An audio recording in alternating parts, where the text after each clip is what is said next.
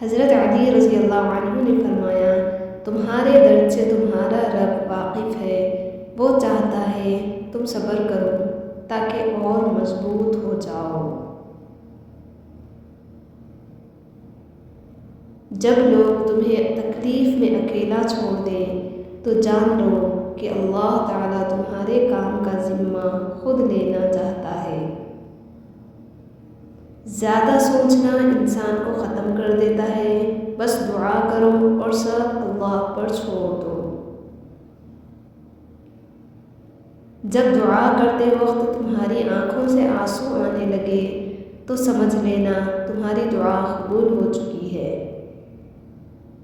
اگر دنیا فتح کرنا چاہتے ہو تو اپنی آواز میں نرم لہجہ پیدا کرو، اس کا تأثر تلوار سے بھی زیادہ ہے۔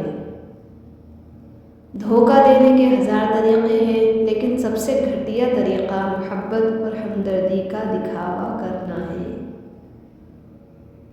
تمہیں جس شخص سے محبت ہو جائے اس کی آخرت کے بارے میں سوچا کرو کہ اس کو کیسے بہتر بنایا جائے، یہ تمہاری محبت کی سب سے بڑی دلیل ہے۔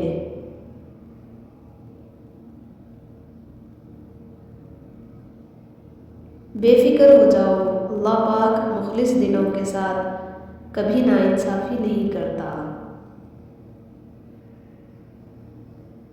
جس سے محبت کی جائے اس سے مقابلہ نہیں کیا جاتا۔ کسی کو پا لینا محبت نہیں بلکہ کسی کے دل میں جگہ بنا لینا محبت ہے۔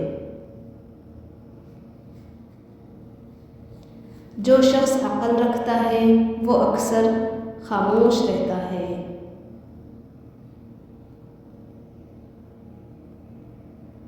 جس چھاؤں سے عزت نفس زخمی ہو اس چھاؤں سے دھوپ بہتر ہے۔ مشکل وقت میں ہمیشہ دعا مانگا کرو، کیونکہ جہاں انسان کا حوصلہ ختم ہوتا ہے وہاں سے اللہ پاک کی رحمت شروع ہوتی ہے۔ سب سے بڑا جاہل وہ ہے جو ایک ہی پتھر سے 2 بار ٹھوکر کھائے۔ کبھی تم دوسروں کے لیے دل سے دعا مانگ کر دیکھو، تمہیں اپنے لیے دعا مانگنے کی ضرورت نہیں پڑے گی۔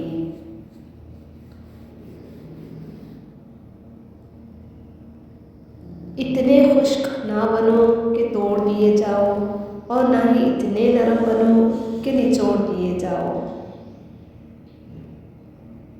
اگر دنیا بہترین جگہ ہوتی تو یہاں کوئی بھی روتے ہوئے پیدا نہ ہوتا۔ اگر کوئی تم سے جلتا ہے تو بجائے غصہ ہونے کے ان کی جلن کی قدر کرو، کیونکہ یہی وہ لوگ ہیں جو تمہیں خود سے بہتر سمجھتے ہیں۔ رزق سخاوت میں پوشیدہ ہے اور لوگ اسے محنت میں تلاش کرتے ہیں۔